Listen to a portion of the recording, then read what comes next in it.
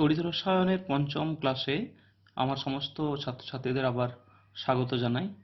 এটি দ্বাদশ শ্রেণীর জন্য। আমরা শুরু করছি তড়িৎ বিশ্লেষণ এই টপিক নিয়ে।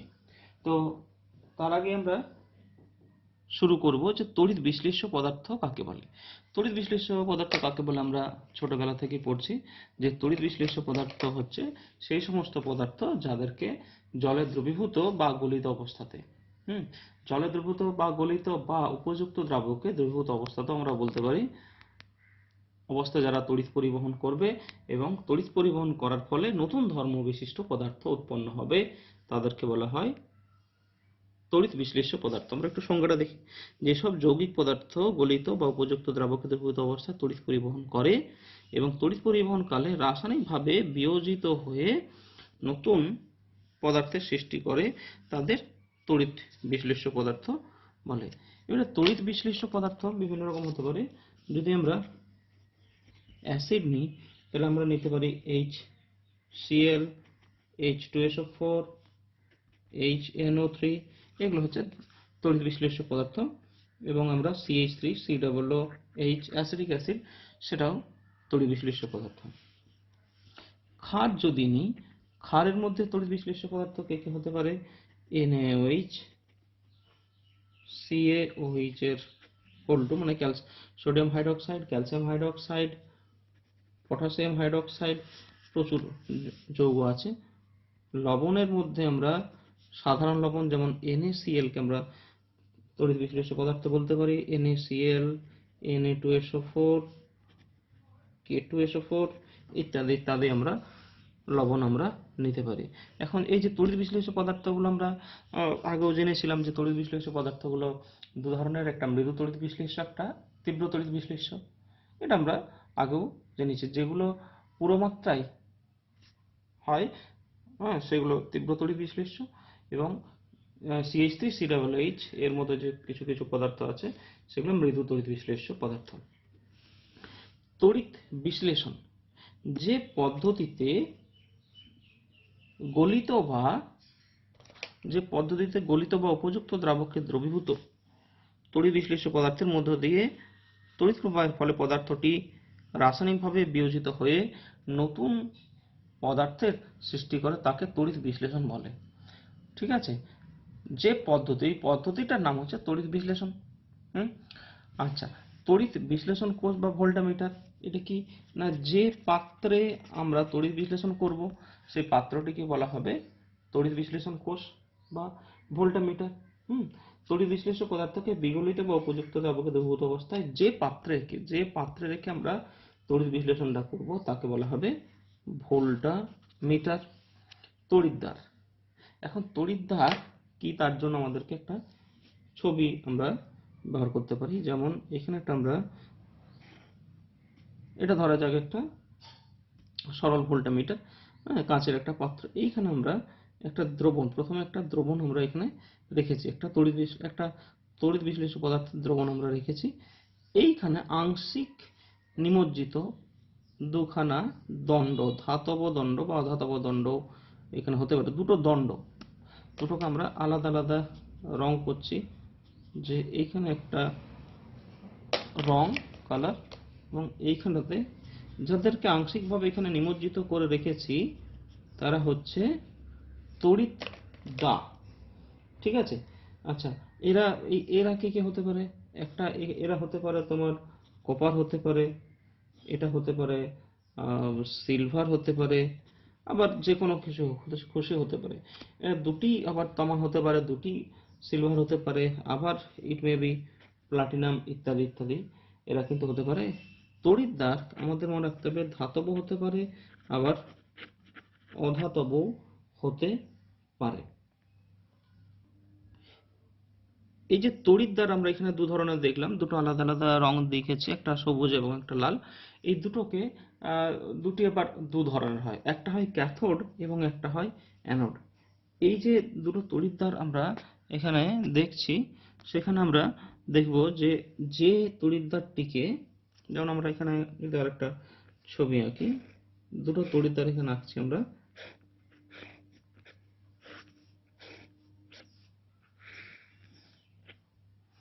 দুটো তড়িৎদ্বার আমরা আংশিকভাবে নিমজ্জিত করেছি একটা তড়িৎ বিশ্লেষ্যের দ্রবণে।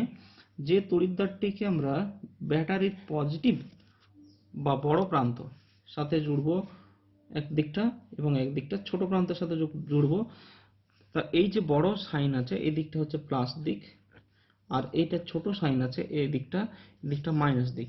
তাহলে পজিটিভ দিকের সাথে যে প্রান্তটা জুড়বো তাকে কি বলা হবে? তাকে বলা হবে অ্যানোড। হ্যাঁ, ব্যাটারির ধনাত্মক প্রান্তের সাথে যে তড়িৎদ্বার যুক্ত তাকে বলা হবে অ্যানোড, এবং ব্যাটারির ঋণাত্মক ভাগের সাথে যে তড়িৎদ্বারটা আমরা জুড়েছি তাকে বলা হবে ক্যাথোড। তাহলে এই যে তড়িৎদ্বার যেটা ব্যাটারির ঋণাত্মক ভাগের সাথে যুক্ত আছে তাকে বলা হবে ক্যাথোড, এবং ব্যাটারির পজিটিভ প্রান্তের সাথে যে তড়িৎদ্বার যুক্ত আছে তাকে বলা হবে অ্যানোড। ঠিক আছে, এখানে মনে রাখবে অ্যানোডে সবসময় অক্সিডেশন বা জারণ হয়, এবং ক্যাথোডে বিজারণ বা রিডাকশন হয়। তড়িৎদ্বারগুলো আবার দু ধরনের, আমরা যেটা বললাম, তারা আবার সক্রিয় হতে পারে আবার নিষ্ক্রিয় হতে পারে। আমরা যদি সক্রিয় তড়িৎদ্বার কোনগুলো? সক্রিয় তড়িৎদ্বারগুলো কিন্তু রাসায়নিক পরিবর্তন হতে পারে। ঠিক আছে, যাদের রাসায়নিক বিক্রিয়াতে অংশগ্রহণ করবে। সক্রিয় তড়িৎদ্বার কারা? সক্রিয় তড়িৎদ্বার হচ্ছে তারা যারা রাসায়নিক বিক্রিয়ায় অংশগ্রহণ করবে, রাসায়নিক বিক্রিয়ায় অংশগ্রহণ করে এবং ধাতব আয়নের যোগান দেয়, এবং ধাতব আয়নের যোগান দেয়, তারা হলো সক্রিয় তড়িৎদ্বার। ঠিক আছে, এবং নিষ্ক্রিয় তড়িৎদ্বার কারা? যারা তড়িৎ বিশ্লেষণের সময় যাদের রাসায়নিক পরিবর্তন হয় না।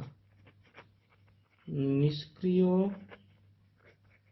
তড়িৎদ্বার যাদের রাসায়নিকভাবে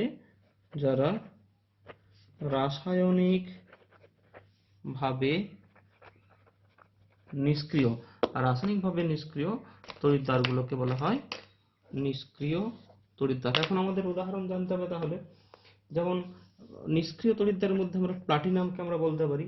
ঠিক আছে, আর সক্রিয় তড়িৎদ্বারের, আচ্ছা এখানে প্লাটিনাম বা গ্রাফাইট বলবো।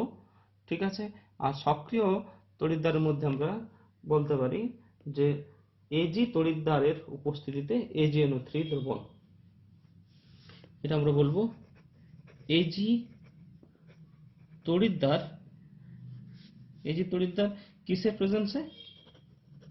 AgNO3 দ্রবণে। AgNO3 দ্রবণে এজি তড়িৎদ্বার যখন আমরা ব্যবহার করব তখন কিন্তু এই যে এজি তড়িৎদ্বারটা হয়ে যাবে একটা সক্রিয় তড়িৎদ্বার। তড়িৎ বিশ্লেষণে ক্রিয়া কৌশল, এই জন্য আমরা আগে একটা ছবি এখানে নিয়েছি, এটা একটা সরল ভোল্টীয় কোষ, যেখানে আমরা দেখতে পাচ্ছি যে ব্যাটারির পজিটিভ প্রান্তের সাথে অ্যানোড জুড়ে আছে, এবং নেগেটিভ প্রান্ত তার সাথে এই ক্যাথোড জুড়ে আছে। এখন যদি আমরা একটা যৌগ নিই, সাপোজ mx যদি আমরা একটা যৌগ নিই, ঠিক আছে, তাহলে এটা কিভাবে তড়িৎ বিশ্লেষ্য পদার্থ কিভাবে ভাঙবে? m প্লাস যুক্ত x মাইনাস। ঠিক আছে, তার মানে একটা ক্যাটায়ন একটা পাবো এবং একটা আমরা অ্যানায়ন পাবো। এখন মনে রাখবে যে এই যে পজিটিভ আয়ন বা ক্যাটায়নটা যাবে ক্যাথোডে, ক্যাটায়ন চলে যাবে ক্যাথোডে, এবং অ্যানায়ন যেটা মাইনাস পার্ট, অ্যানায়ন চলে যাবে অ্যানোডে।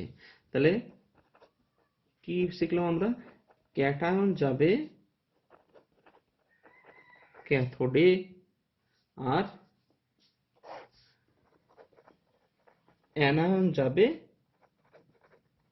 অ্যানোডে। ক্যাটায়ন মনে রাখবে, ক্যাটায়ন যায় ক্যাথোডে, অ্যানায়ন যাবে অ্যানোডে। তাহলে আমরা ক্যাথোডে বিক্রিয়া এবং অ্যানোডে বিক্রিয়া আমরা লিখব। ক্যাথোডে কি ধরনের বিক্রিয়া হবে? ক্যাথোডে কি বিক্রিয়া হবে? ক্যাথোডে আমরা লিখছি, ক্যাথোডে কে যাচ্ছে? ক্যাটায়ন মানে এখানে কে আছে? M plus. তাহলে M প্লাস কি করবে? ইলেকট্রন নিয়ে M এ রূপান্তরিত হয়ে যাবে। আচ্ছা, আর অ্যানোডে, অ্যানোডে কে যায়?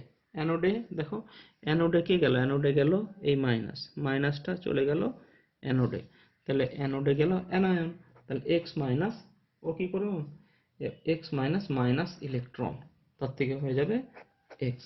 মনে রাখবে যেখানে প্লাস ইলেকট্রন, হ্যাঁ, সেখানে প্লাস ইলেকট্রন যোগ করবে, হ্যাঁ, আর যেখানে মাইনাস আছে এক্স মাইনাস, সেখানে মাইনাস করবে, সেখানে হয়ে যাবে এক্স।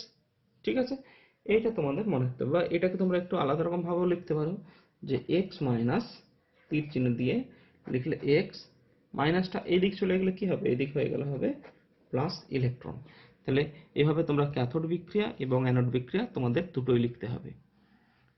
ঠিক আছে, তাহলে কি হলো, তড়িৎ বিশ্লেষণ ক্রিয়া কৌশল আমরা কি শিখলাম, যে একটা আমরা এখানে একটা কোষ নিয়েছি, সেখানেতে ক্যাথোড এবং অ্যানোড দুখানা আমরা জিনিসই রেখেছি। ঠিক আছে, আচ্ছা, যখন আমাদের এখানে এমএক্স আমরা যৌগটা নিয়েছিলাম, তখন এমএক্স যৌগটা যখন তড়িৎ বিশ্লেষ্য পদার্থ, ওটা আয়নে ভাঙলো, এম প্লাস যুক্ত এক্স মাইনাস, এখন ক্যাটায়ন যায় ক্যাথোডে আর অ্যানায়ন যায় অ্যানোডে, কয়ে ক আর অয়ে অ, ক্যাটায়ন যায় ক্যাথোডে, অ্যানায়ন যায় অ্যানোডে।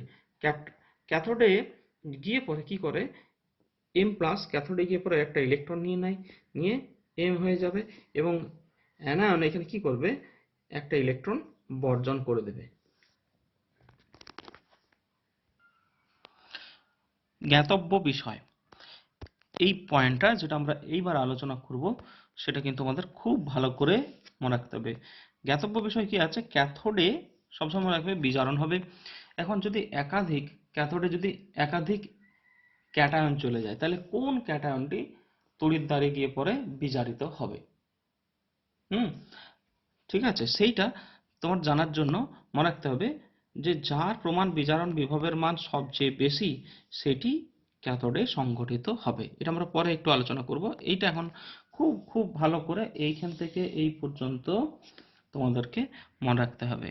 ঠিক আছে, যার যদি একাধিক, ক্যাথোডে কে যাবে, ক্যাথোডে ক্যাটায়ন যাবে। যদি একাধিক ক্যাটায়ন যায়, তাহলে দুটোর ক্ষেত্রে আলাদা আলাদা বিজারণ বিভব পাবো, এবং যার বিজারণ বিভবের মানটা সবচেয়ে বেশি হবে, সেই বিক্রিয়াটি ক্যাথোডে সংঘটিত হবে। এবং অ্যানোডে জারণ হবে, এবং কোনটি হবে, অ্যানোডে সম্ভাব্য জারণ বিক্রিয়াগুলির মধ্যে যার প্রমাণ বিজারণ বিভবের মান সবচেয়ে কম, ঠিক আছে, তা সেই বিক্রিয়াটি হবে। আর ক্যাথোডে কোনটি হবে, বিজারণ বিভবের মান সবচেয়ে বেশি, ঠিক আছে, সেই ক্যাটায়নটি কিন্তু ক্যাটায়নটির ক্ষেত্রে বিক্রিয়াটি হবে। তাহলে ক্যাথোডে কোন বিক্রিয়া হবে, বিজারণ বিভবের মান যার সব থেকে বেশি, সেই বিক্রিয়াটি হবে। আর অ্যানোডের ক্ষেত্রে যার বিজারণ বিভবের মানটা সবচেয়ে কম, সেটি হবে। এবার আমরা এখানে পড়ব জলের তড়িৎ বিশ্লেষণ। জল, জল কিন্তু একটা তড়িৎ বিশ্লেষ্য পদার্থ নয়। জল স্বল্প মাত্রায়, বিশুদ্ধ জল আয়নিত হয়, অত্যন্ত মৃদু তড়িৎ বিশ্লেষ্য পদার্থ, এবং আয়নিত হয়ে এটা H প্লাস এবং OH মাইনাস আয়ন কিন্তু তৈরি করে। কিন্তু বিশুদ্ধ জলে যদি অল্প পরিমাণে তীব্র অ্যাসিড বা তীব্র ক্ষারক আমরা যদি যোগ করি বা লবণও যোগ করতে পারি, তখন এর পরিবাহিতা বৃদ্ধি পায়।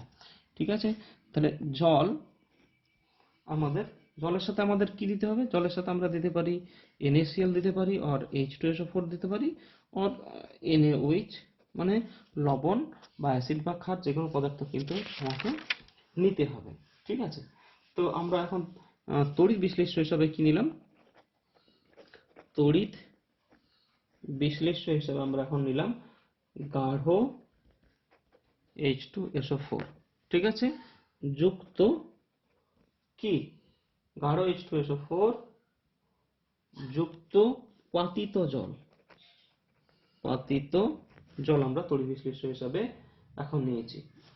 তড়িৎদ্বার হিসাবে কাদের নেব, তড়িৎদ্বার হিসাবে আমরা নেব প্লাটিনাম নির্মিত, প্লাটিনামেরই ক্যাথোড এবং প্লাটিনামেরই তৈরি অ্যানোড।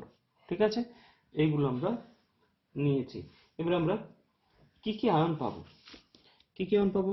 যখন H2SO4 জলের মধ্যে নিয়েছি, H2SO4 কিভাবে ভাঙবে? H প্লাস পাবো, দুখানা H প্লাস যুক্ত SO4 2 মাইনাস, ঠিক আছে, এই আয়নগুলো পাবো। আবার জল যখন ভাঙছে তখন কিন্তু H প্লাস এবং OH মাইনাস দুখানা আয়ন পাবো। H2O যখন ভাঙবে তখন কি আয়ন পাবো? তখন আমরা H প্লাস আয়নও পাচ্ছি যুক্ত OH মাইনাস আয়নও পাবো, ঠিক আছে।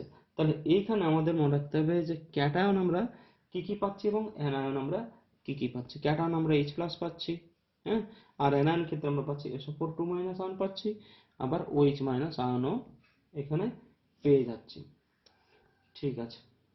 এবং এখানে মনে রাখবো কি ধরনের তড়িৎ চালনা করব, এখানে মনে রাখবো ডিসি, ডিসি তড়িৎ আমরা সম তড়িৎ প্রবাহ চালনা করব। কি তড়িৎ প্রবাহ?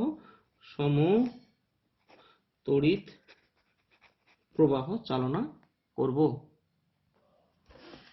ক্যাথোডে কি কি ধরনের বিক্রিয়া হতে পারে? ক্যাথোডে সম্ভাব্য বিক্রিয়া কি কি হতে পারে? ক্যাথোডে H প্লাস, ক্যাথোডে তো ক্যাটায়ন যায়, তাহলে H প্লাস যুক্ত ইলেকট্রন, এটা হয়ে যাবে হাফ H2, ঠিক আছে। এর যে বিজারণ বিভব আমরা জানি E0 reduction potential equals to 0.00 volt, ঠিক আছে। আবার জল যখন এই যে ইলেকট্রনটা, জল কি করবে? প্লাস ইলেকট্রন নিয়ে এও কিন্তু হাফ H2 হবে plus OH minus, plus OH minus. এইখানে E0 রিডাকশন পোটেনশিয়াল কি আছে? এই মাইনাস 0.83 ভোল্ট, ঠিক আছে। তাহলে এই বিক্রিয়াটা যদি হয় তার রিডাকশন পোটেনশিয়াল আছে 0.00 ভোল্ট, এবং এই বিক্রিয়াটি যদি ক্যাথোডেই সংঘটিত হয় তার জন্য ভ্যালু হচ্ছে মাইনাস 0.83 ভোল্ট। প্রথমেরটাকে আমরা 1 নম্বর সমীকরণ দিলাম, আর এটাকে 2 নম্বর সমীকরণ দিলাম। এখন আমরা কি দেখছি? 1 নম্বরের বিজারণ বিভবের মান এবং 2 নম্বর বিজারণ বিভব, 1 নম্বরের বিজারণ বিভব এবং 2 নম্বরের বিজারণ বিভব, এই দুটো তুলনা করলে আমরা দেখব কার ক্ষেত্রে বিজারণ বিভবের মান বেশি আছে? 1 নম্বর। 1 নম্বর বিজারণ বিভবের মান 2 নম্বর বিজারণ বিভবের থেকে বেশি। সুতরাং বিক্রিয়া কোনটা হবে? বিক্রিয়া হবে 1 নম্বর, ঠিক আছে। তাহলে ক্যাথোডে বিক্রিয়া কি হবে? ক্যাথোডে বিক্রিয়া হয়ে যাবে কোনটার ক্ষেত্রে বিজারণ বিভবের ভ্যালুটা বেশি আছে? এইটা দেখতেই পাচ্ছ, এটা 0.00, এখানে হচ্ছে মাইনাস 0.83, তাহলে কোনটা বেশি আছে? বেশি আছে আমার 1 নম্বর সমীকরণ। তাহলে ক্যাথোডে বিক্রিয়া হয়ে যাবে H plus plus electron half H2, ঠিক আছে।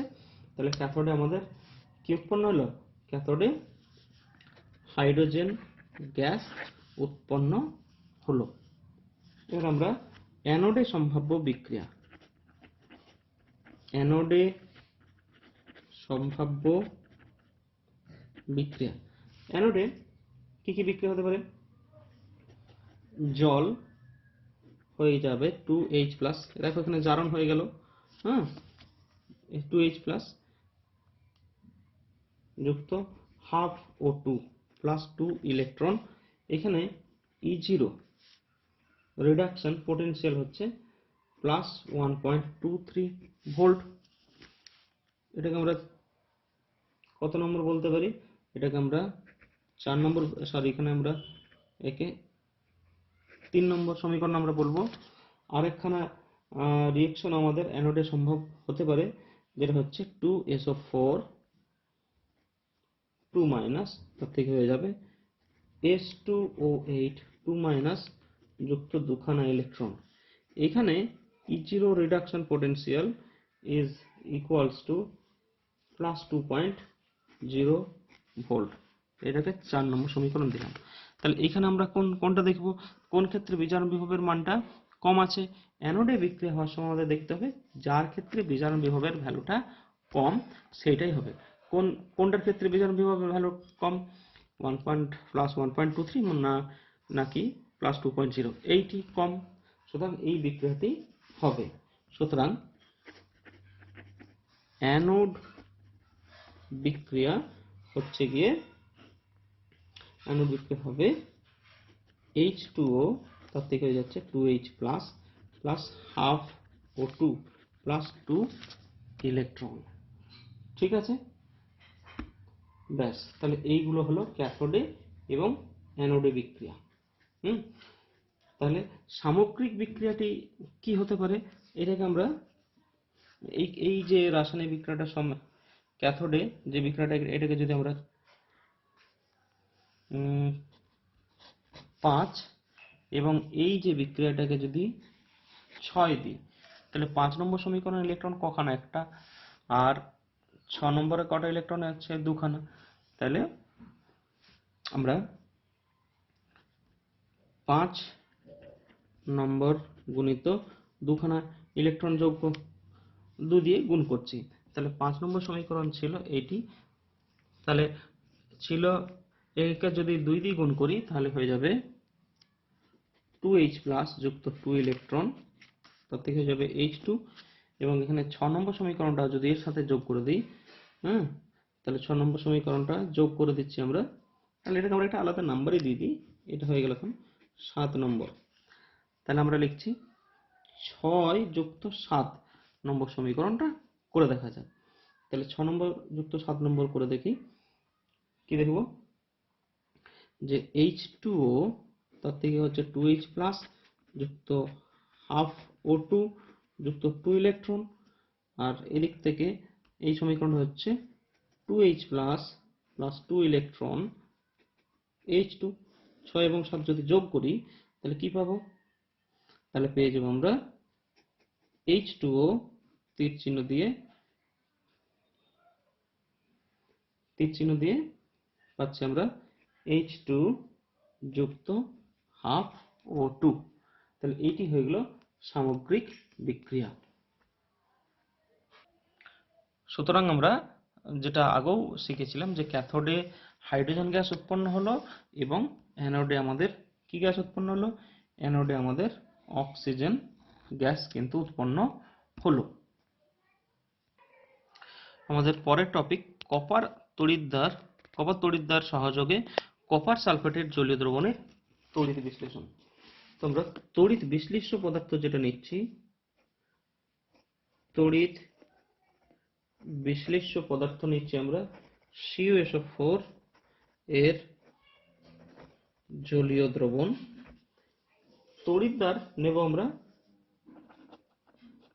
তড়িৎদ্বার নেব কপারেরই ক্যাথোড এবং কপারেরই অ্যানোড। তড়িৎদ্বার আমরা নেব কপারেরই ক্যাথোড এবং কপারেরই অ্যানোড। আয়ন কি কি উৎপন্ন হবে না, CuSO4 যখন আমরা পাচ্ছি, CuSO4 থেকে কি কি আয়ন পেয়ে যাবো আমরা? CuSO4 থেকে আমরা কপার 2 প্লাস যুক্ত SO4 2 মাইনাস আয়ন আমরা এখানে পাবো। ঠিক আছে, এইবারে আমরা এবং জলও পাচ্ছি। ঠিক আছে, আচ্ছা, এখানে মনে রাখতে হবে আমাদেরকে, এখানে আমরা ডিসি কারেন্টই কিন্তু চালাবো। কি ধরনের তড়িৎ পাঠাবো আমরা? ডিসি, সমতড়িৎ প্রবাহ আমরা চালনা করব। তাহলে ক্যাথোডে সম্ভাব্য বিক্রিয়া, ক্যাথোডে যে বিক্রিয়া হবে সেখানে কি, ক্যাথোডে কপার 2 প্লাস, ক্যাথোডে তো আমাদের জানি বিজারণ হয়, এবং কপার 2 প্লাস কি করবে? দুখানা ইলেকট্রন নিয়ে কপারে পরিণত হবে। অর্থাৎ ক্যাথোডে কপার কিন্তু জমা হবে, ক্যাথোডে কপার জমা হবে। এবারে অ্যানোডে কি বিক্রিয়া হতে পারে না, এখানে দুটো বিক্রিয়া আমার হতে পারে, যেমন 2H2O কি হয়ে যাবে? 4H প্লাস যুক্ত O2 যুক্ত 4 ইলেকট্রন। এখানে E0 রিডাকশন ভ্যালুটা আছে আমার প্লাস 1.23 ভোল্ট। আর আমার আরেকটি রিঅ্যাকশন, যেহেতু SO4 2 মাইনাস আয়ন এখানে উৎপন্ন হচ্ছে, তাই এটিও আমার পার্টিসিপেট করবে। SO4 2 মাইনাস, দুখানা SO4 2 মাইনাস হয়ে যাবে H2O4 2 মাইনাস যুক্ত 2 ইলেকট্রন। এখানে E0 রিডাকশন পোটেনশিয়াল হচ্ছে প্লাস 2.0 ভোল্ট। ঠিক আছে, তাহলে আরেকখানা রিঅ্যাকশন হতে পারে, যেহেতু আমরা কপার তড়িৎদ্বারই ব্যবহার করছি, তাই কপার হয়ে যেতে পারে কপার 2 প্লাস প্লাস 2 ইলেকট্রন। এখানেও E0 reduction potential equals to plus 0.34 volt. তাহলে এখানটা তিনটা রিঅ্যাকশন, অ্যানোডে তিন ধরনের রিঅ্যাকশন হতে পারে। H2O থেকে হতে পারে H প্লাস যুক্ত H2O যুক্ত 4 ইলেকট্রন, SO4 2 মাইনাস হতে পারে H2O4 2 মাইনাস যুক্ত 2 ইলেকট্রন, কপার 2 প্লাস থেকে হতে পারে কপার 2 প্লাস প্লাস 2 ইলেকট্রন। এখানে আমাদের দেখতে হবে যে কোন অ্যানোডের রিঅ্যাকশন, সুতরাং কোনটার ভ্যালুটা সব থেকে কম, কোন ভ্যালুটা সব থেকে কম, কোন ভ্যালুটা সব থেকে কম আমরা দেখতে গেলে আমরা দেখতে পাবো যে এই যে নিচের রিঅ্যাকশনটির ভ্যালুটাই কিন্তু সবচেয়ে কম। ঠিক আছে, এই ভ্যালুটা আর এই ভ্যালুটা যখন তুলনা করব, এই ভ্যালুটা কিন্তু সবচেয়ে কম। তাহলে যে রিঅ্যাকশনটি হবে অ্যানোডে যে বিক্রিয়াটি হবে সেটা হবে কপার, তার থেকে যাবে কপার 2 প্লাস যুক্ত 2 ইলেকট্রন। ঠিক আছে, এইভাবে কিন্তু তোমাদেরকে আরো দু একটা তড়িৎ বিশ্লেষণ প্রক্রিয়া তোমাদের করতে হবে। ফ্যারাডের তড়িৎ বিশ্লেষণ সূত্র দেখো। ফ্যারাডের আমরা দুখানা সূত্র দেখো, ফ্যারাডের প্রথম সূত্র, ফ্যারাডের দ্বিতীয় সূত্র। তাহলে ফ্যারাডের প্রথম সূত্র হচ্ছে তড়িৎ বিশ্লেষণের সময় তড়িৎদ্বারে উৎপন্ন পদার্থের ভর, তড়িৎদ্বারে পদার্থ উৎপন্ন হতে পারে, এখান থেকে বলছি, বা তড়িৎদ্বার থেকে দ্রবীভূত পদার্থের ভর, দুটো হতে পারে। তড়িৎদ্বারে থেকে পদার্থ ক্ষয়েও যেতে পারে এবং তড়িৎদ্বারে পদার্থ জমা হয়ে যেতে পারে। যেমন আগেরটাতেই আমরা দেখলাম যে এখানে ক্যাথোডের যে সামগ্রিক বিক্রিয়া দেখলাম কি, কপার 2 প্লাস প্লাস 2 ইলেকট্রন, হ্যাঁ, তার থেকে হচ্ছে কপার, অর্থাৎ ক্যাথোডটিতে কিন্তু এটা মোটা হয়ে যাচ্ছে, ক্যাথোডটাতে কপার জমা হয়ে যাচ্ছে। আবার অ্যানোডের যে তড়িৎদ্বার কপারের ছিল সেটা কিন্তু এখান থেকে দেখছি ক্ষয়ে যাচ্ছে।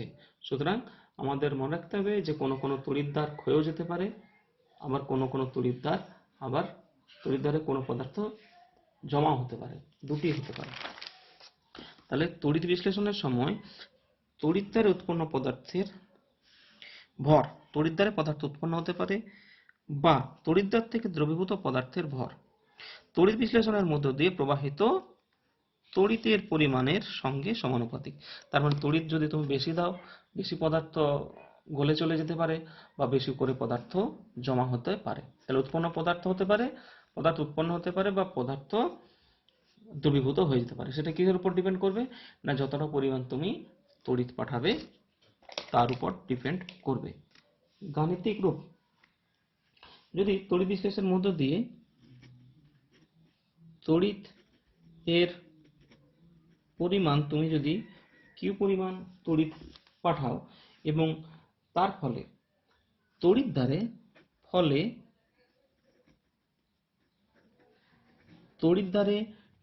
W গ্রাম পদার্থ যুক্ত বা মুক্ত যদি হয়, তাহলে ফ্যারাডের প্রথম সূত্র অনুসারে কি হবে, W ভ্যারিজেস Q। ঠিক আছে, এখানে আমরা একটা সমানুপাতিক ধ্রুবক নেব, W equals to Z into Q, যেখানে এই যে আমরা Z নিলাম, Zটাকে বলা হবে তড়িৎ রাসায়নিক তুল্যাঙ্ক, তড়িৎ রাসায়নিক তুল্যাঙ্ক। ঠিক আছে, হ্যাঁ, এবারে এখানে মনে রাখবে কিউ সমান আমরা জানি আইটি, তাহলে W equals to Z into I into T. তাহলে এইখানে আমরা একটা সমীকরণ পেয়ে গেলাম, এটা অঙ্ক করার সময় কাজে লাগবে, যে W সমান Z I ইন্টু টি। তাহলে এই যে আমরা Z এখানে পেলাম, Zটা কি জিনিস সেটা আমরা এখানে আলোচনা করব। Z হচ্ছে তড়িৎ রাসায়নিক তুল্যাঙ্ক।